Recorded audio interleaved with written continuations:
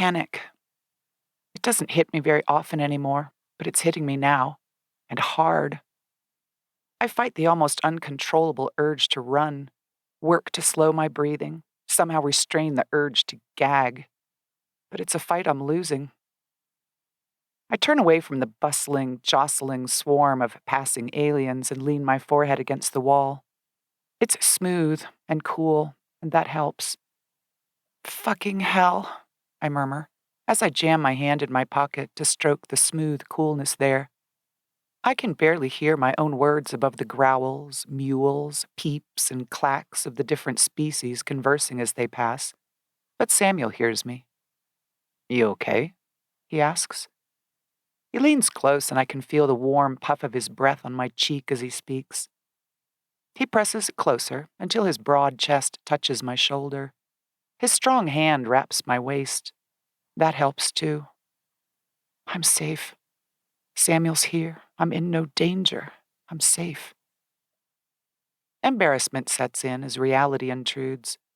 I clench my lips together, rock my head against the cool surface in a nod.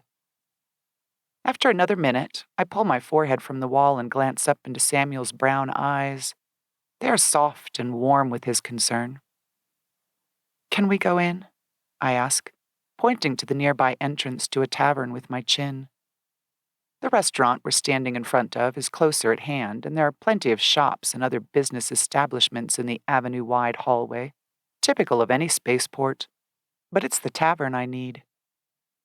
Samuel brings his hand up, taps his thumb ring, and reads the schedule projected on his palm. "Sure. Nestor won't be here for a little while yet." He leads me toward the tavern with a gentle pressure to the small of my back. As soon as we're inside, the acid mist of my panic begins to dissipate, and I take a long, shuddering breath. This bar is refuge, home. Despite the fact that I'm breathing easier, I hate that.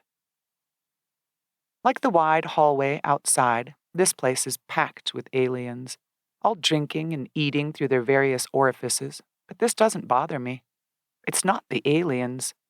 And no matter how strange some of them look, I've learned not to judge an alien by its looks alone.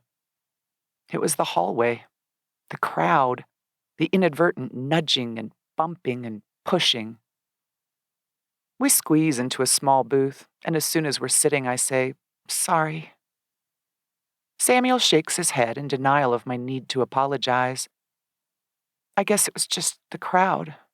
Suddenly I was back there, back then, and I know. He squeezes my hand. He does know.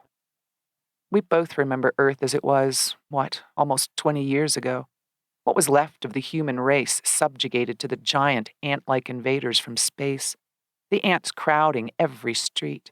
Human slaves cowering in their midst. Me, cowering in their midst, and waiting for the next terrifying summons from my master. It's the reason I feel this bar, or any bar, is home. I spent a lot of my off time in them, looking for escape in yet another glass of whiskey, another beer, while my head swirled with the drugs my master gave me. I shake my head in a jerky spasm, dispelling the vivid images. Why can't I let it go? You have? I sound whiny, which just adds to my embarrassment and frustration. I haven't forgotten it, Khara, but you had it worse than any of us. You were young and alone, and your master was particularly sick. Yeah, I say, and look away. I don't want to talk about Ilnok. I don't want to think about Ilnok. But Samuel is right. The aberrant queen ant, or semmel as I've learned to call their species, chemically infected her people with her violent psychosis.